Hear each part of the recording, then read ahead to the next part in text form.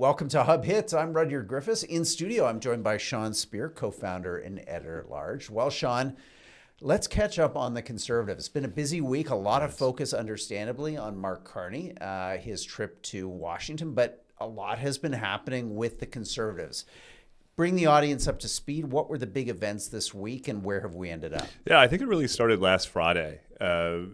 Listeners and viewers will know, of course, that Pierre Poilievre lost his own riding in last week's election or the previous week's election. So there was an outstanding question, not so much whether he would remain party leader, but would he become a parliamentary leader? That is to say, would they aim to get him back into Parliament? He announced last Friday that he had made arrangements with a Conservative MP who had won amongst the safest ridings in the province of Alberta, that he would step down and Pierre Poilievre would run in a forthcoming by-election. And in a way, Roger, that announcement preempted a caucus meeting that the party had this week, in which, amongst other things, ostensibly Pierre Poilievre's ongoing leadership of the party was on the agenda. And so it's interesting. He came out of that meeting with strong support from the caucus. But I do think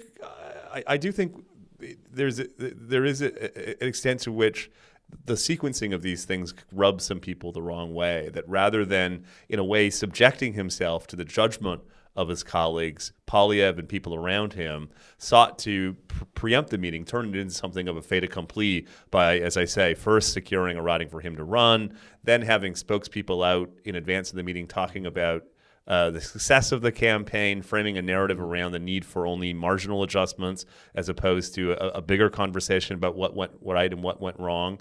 And so as we headed into the meeting this week, you do get the sense that MPs bristled a bit under this sense that really their judgment and their input was being in a way stage managed. So for listeners who are tuning into this edition of Hub Hits on our podcast feed, come over to the YouTube channel, because I've got this guy up on screen and Sean and I are looking at him right now. This was one of the spokespeople out over the weekend who now, surprise, surprise, is elected the interim leader. I'm talking about Andrew Scheer. I don't know, Sean, I put this all together and it kind of looks like the cake was baked, right? Yes. That yes, it was probably inevitable that Pierre Poilievre would have been welcomed back into the party as the parliamentary leader and the registered party leader once he went through the by-election. But to have Andrew Scheer out the weekend before, praising the campaign, going even further and lavishing praise on Jenny Byrne, the campaign manager, which many people have been critical of during the campaign and after, and then he's elected the interim leader. It really looks, Sean, like a small group here has a lot of command and control over this party. Would that be a correct assessment, that there's a small group around Pierre Poilievre that are basically not letting anybody else pull up to the proverbial table at this moment? Yeah, and that is in tension with some of the things that Poilievre has said both publicly and we believe privately at the caucus meeting. That is to say, he recognizes the need to grow, he recognizes the need for change, and yet, as you say, his actions starting last week, leading into this meeting, both with respect to securing a by-election plan, as well as elevating people around him to, in effect, preempt the narrative around the caucus meeting, signals maybe that he's not prepared to grow and change, that his primary focus is really, as you say, on maintaining control of the caucus and control over his destiny as leader. And I think this is important, Roger, because it strikes at something deeper and more fundamental, an inherent inability, it seems to me, on the part of Mr. Poilievre to make himself honorable, to open things up, to let others, including some of his caucus members, speak freely about where the party's headed, what the party should be doing differently. If the party is indeed going to learn from this campaign, and if he, as leader, is going to change and grow, it seems to me we're going to have to see something different than we've seen over the past few days, where he's preference control over change. Another photo up on the screen for our YouTube listeners. Melissa Lantsman, really strong performer in the House, GTA riding. Here could have been a different option for interim leader. I don't know. Maybe she didn't want the job. We don't know. But the fact is that by reverting to Andrew Scheer, it's kind of, I'll just say the quiet part out loud, it's kind of a poor man's Pierre Poilievre. I mean, this is someone, in this case, who comes from the Western heartlands of the country where the party overwhelmingly enjoys majority support. He's a previous leader himself. Arguably, look, I'm going to be fair, not a terrifically successful one. I just question this choice, Sean. It just seems uncreative to be as kind as possible about it.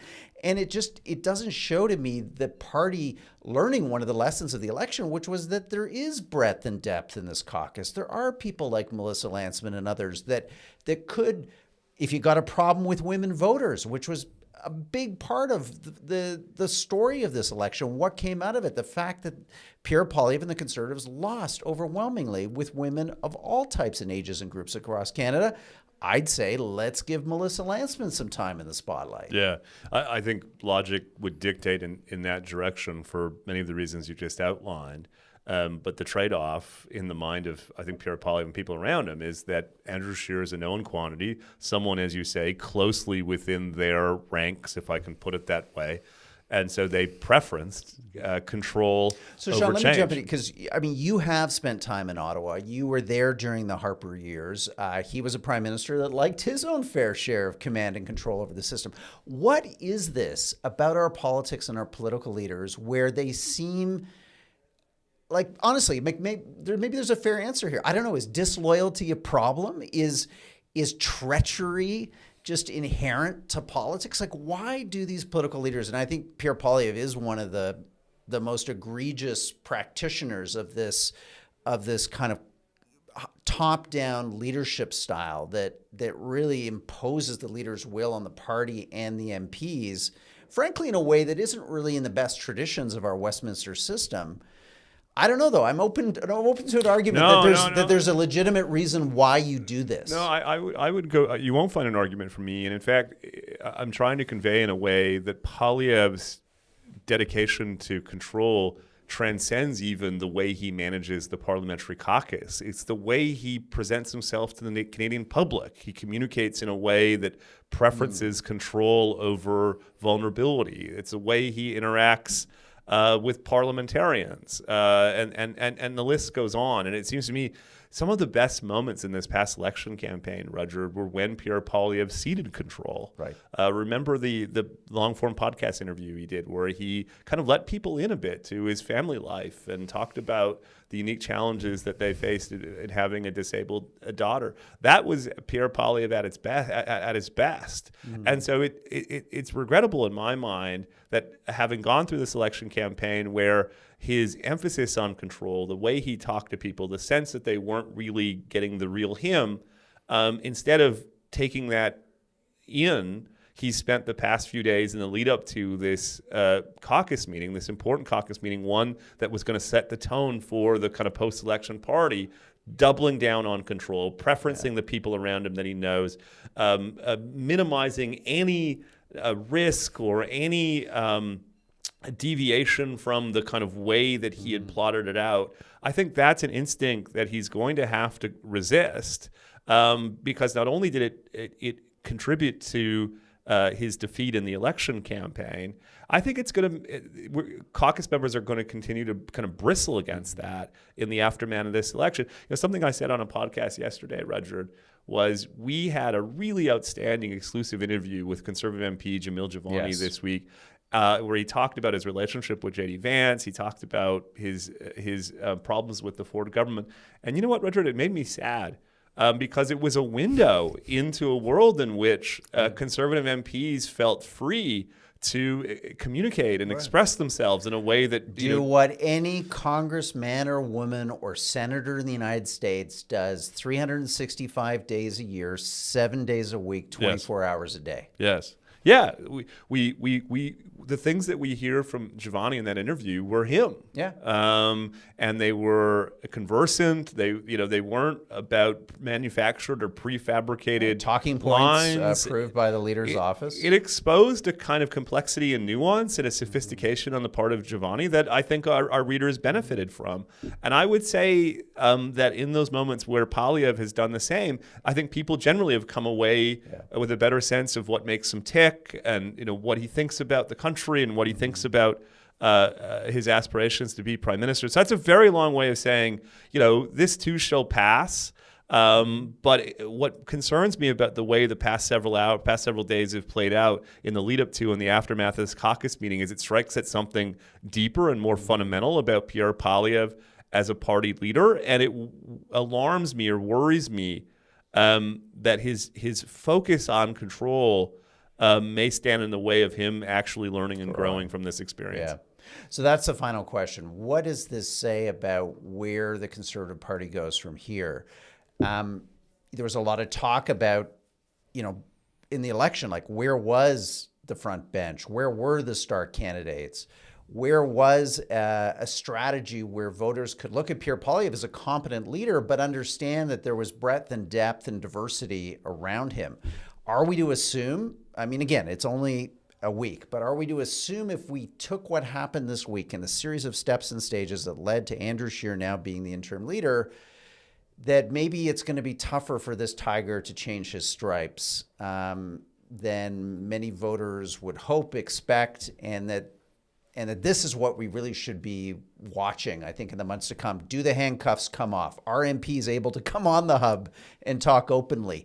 Can they? I can't believe this, Sean, but we heard lots of stories from MPs, Conservative MPs over the last while, that they weren't even allowed to travel on their own business inside Canada without permission from the leader's office. I guess that's what I'm going to look for. How about you? Yeah, same. I think that's precisely right. And if the Poilievre and his team try to impose the type of control that we saw previous to the election when they're up by 20 points, will the caucus be deferential? Will they, in effect, accept that Great type point. of control? Yeah. Because it's a different environment now. An election is a long time out. In a way, the basic landscape has changed. And not only do I think Poilievre needs to change if he wants to win the next election, I think he needs to change if he's going to maintain a kind of solid and stable caucus dynamic, because I think a lot of people like Giovanni this week are themselves sort of rethinking the extent to which they're prepared to live the next 4 years in that kind of leader-driven, top-down environment. Yeah. Great analysis, great insight, Sean. Great to have you here on Hub Hits today. Good talking to you, Rudyard. If you've enjoyed this version of Hub Hits, please subscribe to the channel. If you're listening to us on our podcast feed, we'd appreciate a review. Leave one on your preferred platform. And finally, head over to our website, thehub.ca. We've got a free 3-month trial membership for you. We think you're going to like what you hear, listen, and see on the Hub. No expectations, no strings attached. You can cancel anytime, but we'd also hope you'd stick around and become a paid subscriber. So check that out right now, www.thehub.ca. We'll speak to you soon. Bye-bye.